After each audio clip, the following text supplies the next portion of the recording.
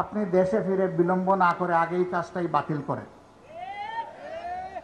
আর যদি এরকম কোনো কমিশন করতে হয় তাহলে সকল শ্রেণী পেশা দল এবং আদর্শ থেকে মানুষকে নিতে হবে।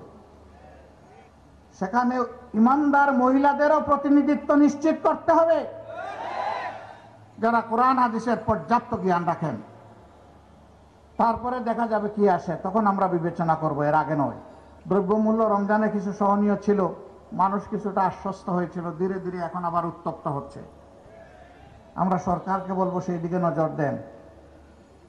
সমাজের শৃঙ্খলা বিনষ্টের যারা কারণ তাদেরকে পাকড়াও করুন।